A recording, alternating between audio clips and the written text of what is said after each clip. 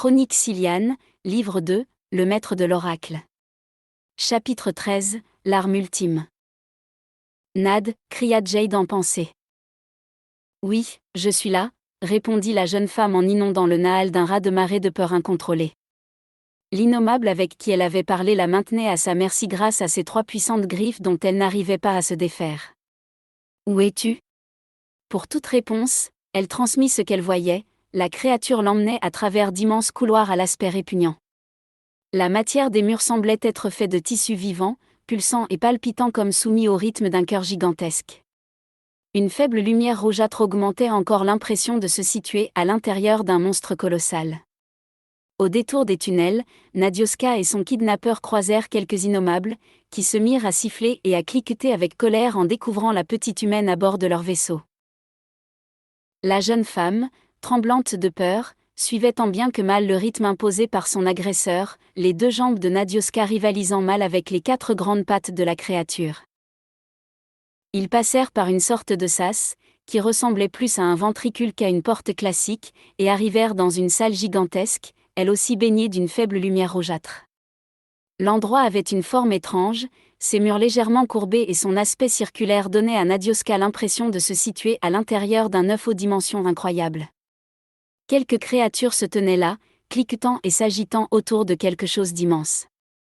Nadioska leva les yeux, et lorsqu'ils se posèrent sur cette chose, elle se sentit brusquement terrassée par la peur, à la limite de s'évanouir. Tremblant de tous ses membres, elle s'accrocha au Nahal, comme un naufragé à une planche de bois, tandis que le reste des Silians lui envoyait une multitude de sentiments d'apaisement et de soutien. Ils la tranquillisèrent quelque peu, et façonnèrent autour d'elle une sorte de cocon protecteur fait d'émotions rassurantes. Nadioska, aidée par ses amis, se força à regarder en face d'elle, là où se situait ce qui semblait être la reine des innommables. Elle ressemblait aux autres créatures présentes, mais à cette différence près, qu'elle était au moins 5 fois plus grande qu'eux. Entièrement recouverte d'une espèce d'armure aux reflets allant du doré au rouge, elle fixait de ses yeux à facettes la prisonnière qu'on lui amenait. Le kidnappeur de Nadioska s'avança, tout en conservant son emprise sur son otage. Il ne s'arrêta qu'à 2 mètres de sa reine et émit quelques chuintements à son attention. L'énorme créature se pencha vers Nadioska, jusqu'à presque la toucher de ses antennes. La jeune femme ne put s'empêcher d'avoir un mouvement de recul aussitôt stoppé par celui qui la maintenait tranquille. Le titanesque insecte l'observa longuement de ses yeux à facettes, puis ses mandibules s'agitèrent, et elle produisit plusieurs stridulations et claquements que le bracelet traduisit, « Vous, race destructeur ». Avant de répondre, Nadioska puisa du courage dans le reste de la communauté siliane, toujours là et la soutenant moralement. « Je suis de la même race qu'eux », commença-t-elle la voix tremblante. « Mais, je ne suis pas un destructeur, je suis un constructeur. » Les antennes de la reine remuèrent. « Vous construire » fit-elle. « Non, vous seulement détruire. » « Dis-lui que nous allons réparer la faille qui relie son univers au nôtre », souffla Iridris. Nadioska déglutit avec difficulté, réalisant qu'elle n'avait plus d'autre choix que de servir d'intermédiaire entre les Silians et les innommables pour trouver un accord qui lui sauverait peut-être la vie. D'une voix qu'elle essaya de rendre assurée, elle reprit : « Nous allons réparer la faille qui a causé des dégâts sur vos mondes et vous a permis de voyager jusqu'ici. » « Impossible » siffla la créature. « Si, nous pouvons le faire » affirma Nadioska. « Nous sommes venus pour ça. Nous ne pouvons pas restaurer vos planètes, mais nous pouvons arrêter les dommages et rétablir l'ordre normal des choses. » La reine se redressa et ses antennes s'agitèrent plus lentement, décrivant des cercles dans l'espace. Durant de longues secondes, elle resta silencieuse et Nadioska se demanda si elle devait ou non briser ce silence. Finalement, l'insecte reprit. « Vous êtes en communication avec autre de votre race. En ce moment, vous avoir un lien. Ils peuvent détecter notre Nahal, s'étonna Ilan. Ils ne sont peut-être pas en mesure de détecter le Nahal lui-même, supposa Dvalim, mais j'ai l'impression qu'ils peuvent au moins repérer nos connexions. Oui, affirma Nadioska. Je suis relié aux autres membres de ma race. Nous vous proposons d'arrêter les combats. Laissez-nous réparer la faille. Les antennes de l'énorme créature se dressèrent et elle demanda : Vous faire comment ? Bonne question, s'exclama Nadioska. Nous faire comment ? D'après Orlim, dit Idriss, l'arme pourrait être utilisée pour réparer la faille. Mais comment, s'enquit Ilan. L'arme est censée déstructurer une molécule donnée, expliqua-t-elle. Se pourrait-il qu'elle puisse opérer sur la nature même de la faille? Personne n'en sait rien et il nous faudrait des années de recherche pour trouver. Attendez, intervint Jade. Je viens d'avoir une idée. Je vais me téléporter sur la station des savants. Nad, de ton côté, gagne du temps. Facile à dire, grogna l'interpellée. Puis, elle continua à voix haute pour la reine. Nous allons actionner un appareil qui permet de déstructurer un type de molécule donnée. L'immense créature s'agita, balayant l'air de ses deux pattes avant. Vous utilisez grande arme pour nous détruire, ragea-t-elle. Non, protesta Nadioska. Nous souhaitons juste intervenir sur la faille. La machine peut le faire. Pourquoi nous vous faire confiance? Nous ne vous avons jamais attaqué, répliqua Nadioska. Nous ne sommes pas les personnes qui ont généré les problèmes. Nous désirons simplement réparer. Ne voulez-vous pas retourner chez vous? La créature cessa de s'agiter, et fixa la petite humaine devant elle. Nous pas connaître notre monde, affirma-t-elle. Mission donnée à nos ancêtres. Jamais réussir. Nous toujours ici. Quelle mission avaient vos ancêtres? Éliminer destructeurs. Réparer trous dans univers. Eh bien voilà, s'exclama Nadioska, pleine d'espoir. Vous vous êtes déjà débarrassé des destructeurs, et maintenant, nous vous proposons de réparer le trou. Nous ne pouvons pas vous fournir de preuves concernant notre bonne foi. Essayez de nous faire confiance. Nous pouvons leur apporter une petite garantie, signala Ilan. Il ne s'agit pas de grand-chose, mais ça vaut le coup de le tenter. Céliane, demandez-leur s'ils peuvent communiquer avec leur monde. Pouvez-vous communiquer avec les vôtres? Ceux qui sont dans votre univers? Questionna Nadioska. Oui, répondit la créature. Nous envoyer message. Parfait, dit Ilan. Dans ce cas, qu'ils envoient le message suivant. Qu'ils disent qu'ils ont pris contact avec nous et que nous leur proposons de réparer la faille. Si celle-ci persiste, et qu'ils n'ont plus contact avec eux, qu'ils leur demandent d'envoyer encore plus de combattants pour nous détruire. Cela voudra dire que nous leur avons menti, mais comme nous n'allons pas leur mentir, tout devrait bien se passer pour eux et pour nous. Nadioska répéta à haute voix la proposition d'Ilan. La reine réfléchit pendant de longues secondes, ses antennes bougeant avec lenteur, comme portées par une légère brise. Au bout d'un moment, elle se tourna vers un des innommables qui se situait près d'elle et lui donna l'ordre d'envoyer le message. La créature émit un faible chuintement en guise d'agrément et quitta la salle au rythme rapide de ses quatre pattes. Le gigantesque insecte fixa alors la Ciliane. Nous ici depuis trop longtemps. Nous ne pas avoir de solution. Nous envoyer message. Vous réparer, déclara-t-elle. Un léger soulagement souffla sur le Naal et Nadioska sentit qu'il se trouvait à présent sur la bonne voie. Nous aller vers faille. Vous commencez à réparer. Parfait, dit Idriss. Maintenant, nous devons chercher comment faire ce que nous venons de promettre. Jade, où es-tu? Sur la station temporelle des savants, dit-il. Il s'était téléporté directement dans la salle où il avait discuté avec Olif, au plafond, les âmes se situaient toujours là. Jade leur avait exposé le problème et à présent, elles bavardaient entre elles dans un mélange incompréhensible de murmures. Je ne saisis pas grand-chose, affirma Jade en grimaçant. Mais j'ai quand même l'impression qu'elles sont sur une piste. Un navigateur prit alors la parole. Nous avons repéré un vaisseau étranger en mouvement. Il se situe de l'autre côté du Soleil. Il semble s'éloigner du système, mais sa trajectoire passera non loin de nous. Il doit s'agir de l'engin des innommables sur lequel Céliane se trouve en ce moment, supposa Dvalim. Possible, dit le navigateur. Nous l'avons maintenant en visuel. Dans un bel ensemble, tous les Cilians sur le Vakniel, proches d'un hublot ou d'une baie vitrée, se mirent à fixer l'espace avec curiosité.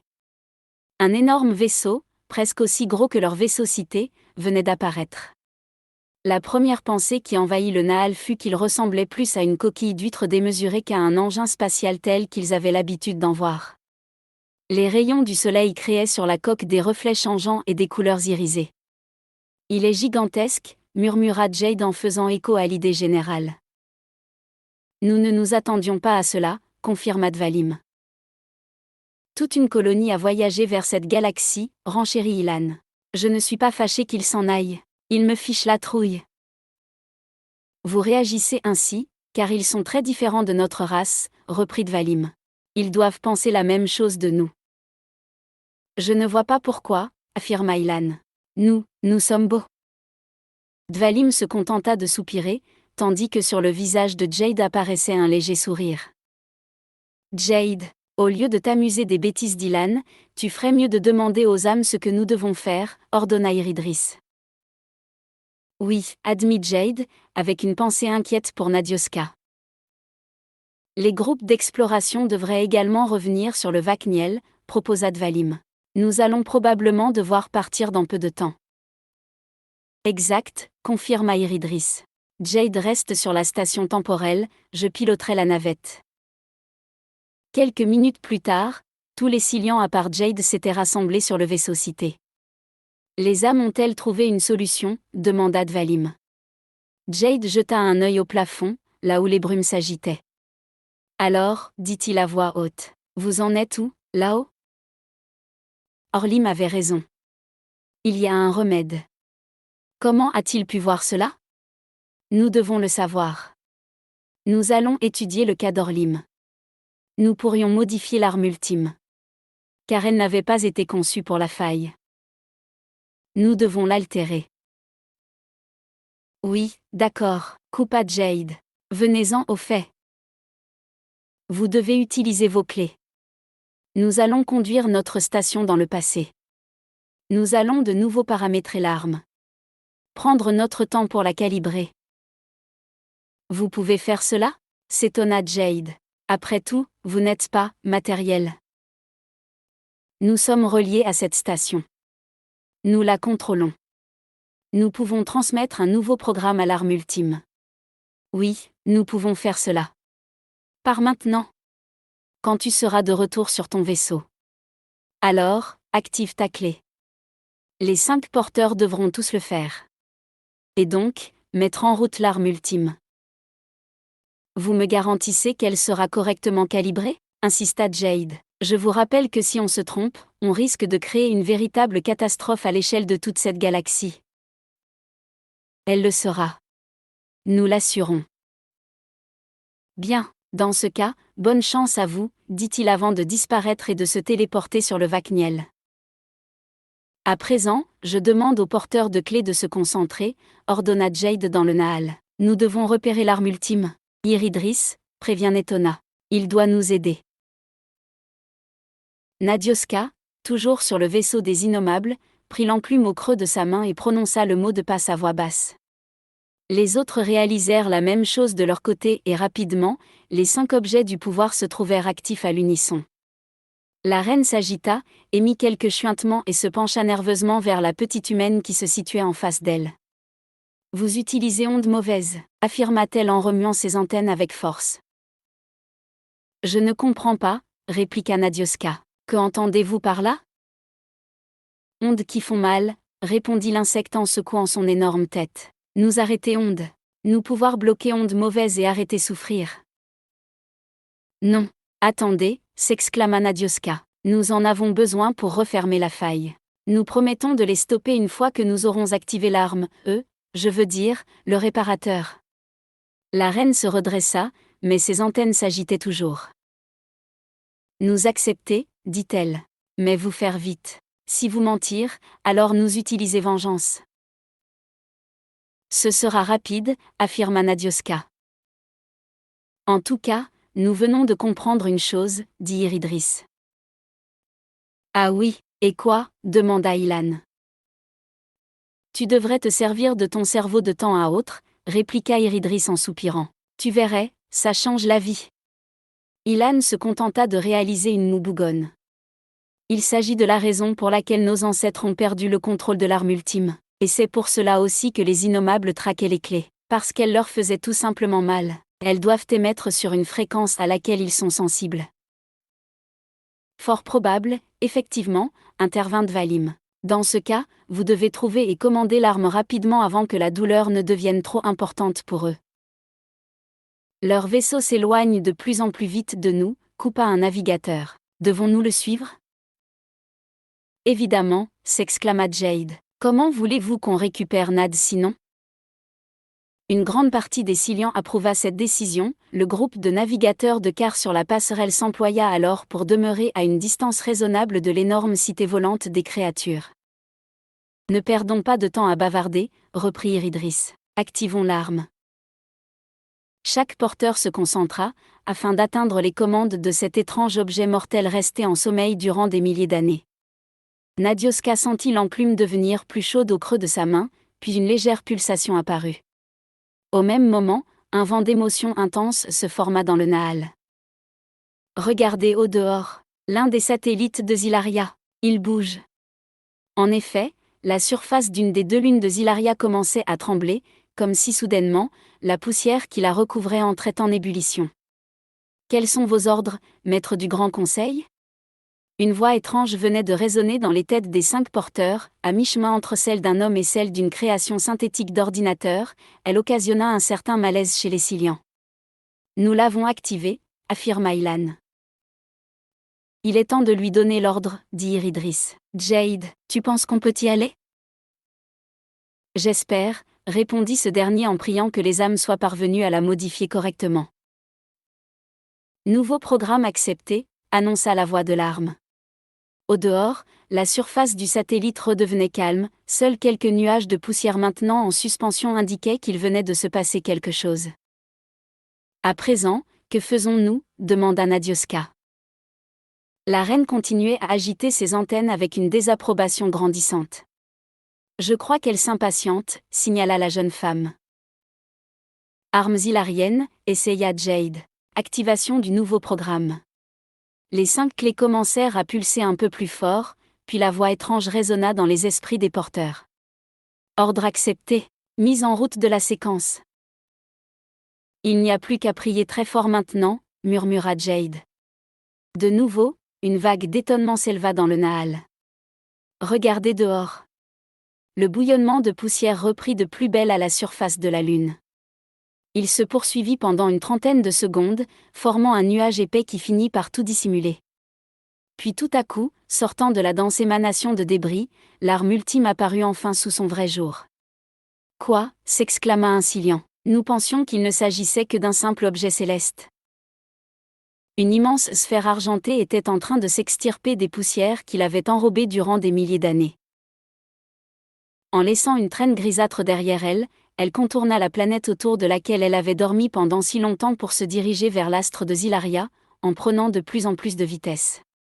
Mais que fait l'arme? S'étonna Ilan. Elle fonce droit vers le soleil. Un silence irréel tomba sur le Naal, chaque Silian oscillant tour à tour entre la stupéfaction et la fascination. Vous arrêtez onde mauvaise, ordonna la reine dans un mouvement de pattes colérique. Nadioska sursauta, brusquement sortie de sa contemplation. Vous faire terriblement mal, enchaîna l'insecte. Ses antennes subirent plusieurs spasmes et elle agita sa tête avec une telle frénésie que de nouveau, Nadioska se sentit envahir par une peur sourde. Machinalement, elle lâcha sa clé, ce qui coupa immédiatement le contact qu'elle avait avec l'arme. Maintenant que nous avons donné l'ordre, il est inutile de conserver la liaison, proposa Iridris. Mettez votre objet du pouvoir en sommeil. Nous ne devons pas provoquer la colère de notre nouvel ami. Oui, je préférerais éviter cela, confirma Nadioska. Tous les porteurs cessèrent leur concentration, et sur le vaisseau des Innommables, la reine se calma peu à peu. Nous avons fourni la commande pour réparer, lui signala Nadioska. La gigantesque insecte pencha sa tête vers elle, et machinalement, la jeune femme eut un mouvement de recul. Si vous avoir menti, vous mourir. Nous arriver près de grands trous dans moins un tour de votre planète. Nous constater alors si vous avoir dit vérité. Leur vaisseau atteindra la faille dans moins d'un jour zilarien, interpréta Iridris. Cette nouvelle inquiéta Nadioska. Sait-on en combien de nos heures s'effectue une rotation de Zilaria? Demanda-t-elle tendue. Le silence retomba sur le Naal et elle sentit que Sidiel, le mathématicien de génie, était en train de réaliser quelques calculs. Environ 20 heures, affirma-t-il. Ça veut dire que je vais rester ici pendant 20 heures, s'exclama Nadioska horrifiée. Un peu moins, corrigea Ilan en espérant la rassurer. Je vais jamais survivre à ça, s'écria-t-elle en envoyant dans le Naal un raz-de-marée de sentiments catastrophés. Nous garderons un contact permanent, intervint Jade en fournissant en retour des émotions apaisantes. L'arme s'active, coupa un navigateur. Le Vakniel, à la poursuite du vaisseau étranger, avait presque quitté le système zilarien, mais un des navigateurs, au lieu d'aider ses collègues, avait préféré rester focalisé sur l'arme, et de loin, il suivait toutes ses actions. Elle s'est arrêtée à seulement quelques milliers de kilomètres du Soleil, annonça-t-il. Maintenant, il se passe quelque chose au niveau de son sol. Au lieu de continuer à décrire ce qu'il voyait, il envoya dans le Naal les images qu'il parvenait à distinguer. La gigantesque sphère argentée, que les rayons de l'astre proche rendaient éblouissante, venait d'entamer une nouvelle phase. Sur la totalité de sa surface, des sortes de grandes antennes s'extirpaient, si bien qu'en peu de temps, elle ressembla à une monstrueuse boule hérissée de pointes métalliques. Un premier arc électrique apparut entre deux d'entre elles, puis un second, un troisième, et au final, l'ensemble des antennes subit l'assaut des décharges d'énergie. L'arme devint encore plus étincelante qu'auparavant. Le phénomène dura pendant de longues minutes, laissant les spectateurs Silians fascinés et silencieux. Les arcs électriques se raréfièrent ensuite peu à peu, pour finir par disparaître complètement. « Vous croyez que c'est terminé ? Elle a réparé la faille ?» demanda Ilan. « Je ne pense pas, » murmura Jade. « Regardez. » Maintenant, les pointes de l'objet changeaient de couleur. Auparavant grise argentée, elle commençait à virer au rouge sombre, puis au rouge clair, à l'orangé, au jaune, pour au final atteindre le jaune vif, presque blanc d'un métal en fusion. Sous les yeux fascinés des Silians, l'immense sphère sembla exploser, et disparut de façon momentanée, alors que la totalité du système zilarien était envahie par une lumière intense. Lorsque cette dernière s'estompa, et que les Silians purent de nouveau reporter leur attention sur le soleil, ils constatèrent que l'arme était toujours là.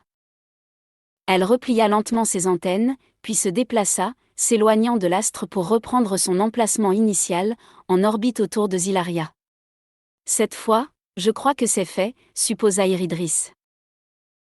Probablement, renchérit Dvalim. Nous devons maintenant suivre le vaisseau des Innommables et voir si la faille se referme réellement. J'espère que c'est le cas, s'exclama Nadioska. Sinon, j'ai peur de savoir à l'avance ce qu'ils feront de moi.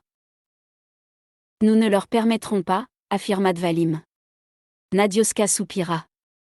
Malgré la gentillesse et la bonne volonté des Silians, elle se doutait bien qu'ils allaient avoir du mal à la tirer de ce mauvais pas. Les heures qui suivirent furent longues et particulièrement pénibles pour Nadioska. Son kidnappeur l'avait laissée s'asseoir par terre, mais il conservait sur elle une attention permanente, comme si sa situation actuelle de prisonnière sur leur vaisseau pouvait encore représenter un quelconque danger pour eux.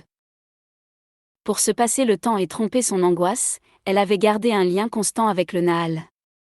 Plusieurs personnes parmi les Silians s'étaient portées volontaires pour converser avec elle et la rassurer durant tout le trajet. Sidiel, de son côté, avait demandé à Jade qu'il consulte sa clé pour connaître l'emplacement de la faille. Ainsi, le mathématicien avait réussi à déterminer des coordonnées spatiales qu'il avait immédiatement fournies au navigateur. Ceux-ci avaient alors cessé de suivre maladroitement la cité volante des Innommables, pour reprendre leur mode de voyage habituel. Cela leur permit d'ailleurs d'arriver plus d'une heure avant le vaisseau étranger. Postés à une centaine de millions de kilomètres d'un des bords de la faille, les Silians purent enfin voir le phénomène de leurs yeux. La faille elle-même n'était pas visible à l'œil nu, mais dans le monde des navigateurs, elle ressemblait à une gigantesque blessure d'un rouge sombre, à la fois menaçante et terrible. « Regardez » s'exclama Ilan, le nez presque collé à un des hublots du Vakniel. « Je crois qu'elle se referme. » Sur le long de sa bordure, une myriade de petites explosions colorées crépitaient comme un feu d'artifice à l'échelle d'un système solaire. Peu à peu, elle refluait vers le centre. « Nous confirmons qu'elle se réduit de plus en plus », annonça un navigateur. « D'après nos calculs, cela devrait encore prendre plusieurs heures. » Non loin du Vakniel, un vaisseau innommable de taille moyenne fit son apparition, bientôt suivi de nombreux autres. Ils restèrent proches de la faille, sans bouger pendant plusieurs minutes, puis l'un d'entre eux fonça droit devant lui et disparut dans un éclair de lumière. Sur la cité volante, la reine tourna son énorme tête vers la petite humaine assise non loin d'elle. Grand trou en train de se fermer, annonça-t-elle. Vous avoir dit vrai. Nadioska soupira de soulagement, et alla même jusqu'à sourire en imaginant le bout du tunnel non loin devant elle. Nos vaisseaux passer et rejoindre monde, continua la gigantesque insecte. Nous partir de votre espace. Nous plus attaquer. Nous sommes contents d'avoir réussi à trouver un accord avec vous, affirma Nadioska se sentant presque investie d'une mission diplomatique. Sur le Vakniel, les Silians observaient le balai des engins étrangers, ils arrivaient les uns après les autres, puis fonçaient vers la faille et y disparaissaient. Bientôt, ce fut le vaisseau mère qui débarqua, celui où se situait Nadioska. Il resta en retrait, la reine préférant vérifier que la totalité de sa flotte rejoignait correctement son univers. Il serait peut-être temps que vous me relâchiez, proposa Nadioska. La créature tourna sa tête vers elle. Vous, restez avec nous, déclara-t-elle. Nadioska sentit un froid glacial descendre le long de sa colonne vertébrale. Mais, je dois retourner vers les miens, protesta-t-elle en se levant brusquement. Vous aviez promis, vous ne pouvez pas m'emmener. Vous, venir avec nous, se contenta de répéter la reine. Paniquée, Nadioska envoya un raz-de-marée de peur à travers tout le Nahal. Tu n'iras pas avec eux, affirma Jade. Il est hors de question qu'on te laisse tomber. Mais comment je vais quitter ce vaisseau, demanda Nadioska qui commençait à trembler de tous ses membres. Il y a une solution, intervint Ilan. Laquelle, s'enquirent Jade et Nadioska d'une seule voix. Eh bien, il faudrait qu'elle se téléporte, hésita Ilan. Tu sais bien qu'elle ne peut pas, répliqua Jade agacée. Elle n'a jamais essayé, répondit Ilan. Si ça se trouve, elle le peut. Un silence se fit dans le Nahal pendant plusieurs secondes. Elle ne perd rien à tenter, affirma finalement Iridris. Je ne vois pas d'autre solution pour la tirer de là. Nad, reprit Jade, concentre-toi sur nous. Focalise toute ton attention sur le Nahal, nous allons te guider. Mais, je ne peux pas, protesta la jeune femme. Tu vas y arriver, nous allons t'aider. Le dernier vaisseau de la flotte des Innommables venait de disparaître dans la faille. Nous partir maintenant, annonça la reine. Non, hurla Nadioska. Non, je vous en prie, laissez-moi m'en aller d'abord. L'insecte détourna la tête, et donna l'ordre à l'un de ses subalternes de traverser la faille. Non, par pitié, supplia Nadioska. Céliane, appela Ilan. C'est peine perdue, il faut essayer la téléportation. Nadioska ferma les yeux, il était hors de question qu'elle parte dans l'univers des Innommables. Elle ne pouvait même pas l'envisager. Dites-moi comment faire, annonça-t-elle en prenant sur elle. Sous ses paupières closes, elle vit clairement le visage de Jade apparaître, comme s'il se tenait juste en face d'elle, il tendait sa main vers elle. Concentre-toi sur moi, proposa-t-il. Je vais t'aider à visualiser l'endroit où je suis. Elle suivit ses pensées, et observa dans son esprit l'image très nette de la salle dans laquelle il se situait. Elle reconnut aussitôt l'une des cantines du Vakniel, et plus particulièrement, celle où elle avait l'habitude d'aller. À côté de Jade, elle nota la présence d'Ilan, ses cheveux argentés et sa bouche recouverte d'un rouge à lèvres rose pâle irisé. À son tour, il tendit une main vers elle. « Nous sommes là pour t'aider, Céliane, murmura-t-il. Prends ma main. » Son désir de rejoindre ses amis augmenta d'un cran, et elle projeta 2 bras virtuels vers eux, un vers Jade et un vers Ilan. Quand les 2 hommes l'agrippèrent, elle eut l'impression de le ressentir physiquement, le contact de la peau, la chaleur, la poigne agréable, mais ferme, elle pouvait sentir tout cela sur ses mains réelles. Troublée, elle perdit une partie de sa concentration, et comprit qu'elle échappait à l'emprise des 2 Silians, ils accentuèrent leur volonté pour ne pas la laisser partir. « Reprends-toi », demanda Jade. « Viens vers nous. » Il agrippa son bras, et commença à la tirer vers lui avec un mélange subtilement dosé de douceur et de force. « Rejoins-nous », insista-t-il. Elle sentit, sans qu'elle sache véritablement comment, que le vaisseau mère, sur lequel elle se trouvait, était en train de s'enfoncer dans la faille. De petites étincelles explosèrent partout autour d'elle, et tout son corps fut recouvert de picotements désagréables. Viens à nous, continua Jade. Alors qu'elle reportait son attention sur ses deux amis Cillian, elle vit soudain qu'un troisième homme se tenait derrière eux. Le visage harmonieux, les cheveux blonds foncés un peu en bataille, des yeux bleu-gris qui n'étaient pas sans rappeler ceux de Jade, il observait Nadioska, un léger sourire flottant sur ses lèvres. Elle le fixa, fascinée, une pensée s'insinuant peu à peu dans son esprit. « Orlim » murmura-t-elle. « Quoi » s'exclama Jade en se retournant brusquement, imité par Ilan. Il chercha quelque chose du regard, puis se focalisa de nouveau vers Nadioska. « Il y a quelque chose » demanda-t-il. « Oui, Orlim est là » affirma-t-elle. « Je ne vois personne » répliqua Jade interloquée. La jeune femme ne lui répondit pas, mais préféra s'adresser directement à celui qu'elle était seule à remarquer. « S'il vous plaît, aidez-moi Orlim » supplia-t-elle. « Je ne veux pas me rendre dans l'univers des innommables. » « Je sais, dit-il d'une voix douce, mais ne t'inquiète pas, il n'est pas inscrit que tu doives y aller. Ton destin ne se situe pas chez eux. »« Aidez-moi alors, insista-t-elle. » Le sourire d'Orlim s'effaça et son regard devint plus perçant, à tel point que Nadioska, incapable de détourner ses yeux, se sentit comme happée par une volonté extérieure. Peu à peu, elle eut l'impression que plus rien n'existait, à part elle et le regard d'Orlim braqué sur elle.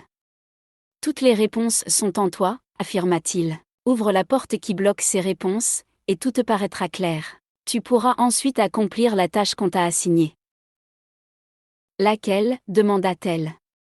« Laisse ton âme découvrir de quoi tu es véritablement capable. Si tu ne le fais pas, alors prépare-toi à rejoindre le sombre monde des innommables. »« Non, je ne veux pas. » « Tu n'as plus beaucoup de temps devant toi. Sens-tu que tu es maintenant immergé dans la faille ?» Les picotements que ressentait Nadioska s'étaient intensifiés, et une partie de son esprit vit l'image du vaisseau mère disparaissant dans les entrailles de l'univers. Une vague de peur la submergea et comme un réflexe de survie, elle tenta de s'échapper, de courir, de retrouver Jade et Ilan sur le Vakniel. Cette volonté la poussa en avant comme si quelqu'un venait brusquement de lui donner un grand coup dans le dos. « Tu n'as plus beaucoup de temps » répéta Orlim. « C'est maintenant ou jamais. »« Aidez-moi. » « Non, je l'ai déjà fait 2 fois, je ne le ferai pas une 3e. »« 2 fois » s'étonna Nadioska. « J'ai protégé le Vakniel des tirs de l'ordre nouveau quand vous vous apprêtiez à quitter votre galaxie. »« C'était vous. »« Et je t'ai aidé à amener le Vakniel dans notre galaxie. Je n'en ferai pas plus. » Les picotements s'intensifièrent. « C'est presque fini, » reprit Orlim. « Dans moins de 5 secondes, tu ne pourras plus revenir en arrière. »« Non » hurla Nadioska. Sa brusque montée de panique la propulsa de nouveau vers l'avant. Refusant de terminer ses jours dans l'univers des innommables, elle s'agrippa à Jade et à Ilan comme si sa vie en dépendait. « Visualise-toi avec nous » expliqua Jade calmement. Elle suivit ses conseils, toute sa volonté concentrée sur l'unique désir de se retrouver physiquement sur le Vakniel aux côtés de ses 2 amis. Elle eut l'impression qu'une partie de son corps s'étirait vers le Vakniel, tandis que ses pieds restaient sur le vaisseau mère des créatures, tout comme lorsqu'elle avait subi son premier saut, dans le monde des navigateurs. Voulant arrêter cette horrible sensation au plus vite, elle ramena ses jambes à elle, et brusquement, perdit l'équilibre et tomba. Assise à même le sol, elle sentit quelqu'un la prendre dans ses bras, elle rouvrit les yeux. Ilan était accroupi devant elle, il souriait de toutes ses dents. « C'est génial » dit-il à haute voix, « tu as réussi. » Elle tourna légèrement la tête. Jade la maintenait fermement contre lui, sans cacher son plaisir de l'avoir retrouvée. « Alors, c'est vrai » demanda-t-elle. « J'y suis arrivée ? Je suis sur le Vakniel avec vous ?»« Oh que oui » s'exclama Jade avec joie. « Tu as réalisé avec succès ta toute première téléportation. » Elle se mit à rire à gorge déployée, puis subissant le contre-coup des moments intenses qu'elle venait de vivre, elle plongea sa tête dans les bras de Jade et ne put s'empêcher de laisser couler quelques larmes, tout en conservant un sourire béat sur le visage. À l'extérieur, le vaisseau mère des innommables avait disparu et voguait maintenant dans son propre univers. Les milliards d'explosions qui bordaient la faille se réduisirent de plus en plus, il ne fallut que quelques minutes avant qu'elle ne cesse totalement. Le gouffre qui reliait le monde des Silians et celui des Innommables n'existait plus, refermé à tout jamais.